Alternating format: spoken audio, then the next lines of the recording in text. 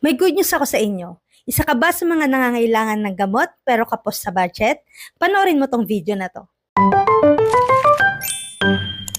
Alam mo ba, simula June 2, 2025, 92 Mercury Drug branches nationwide ang tumatanggap na ng guaranteed letters mula sa DSWD. Kung beneficiary ka ng AIX o AHA programs, pwede mo nang gamitin ang guarantee letter para makabili ng maintenance medicine sa Mercury Drug.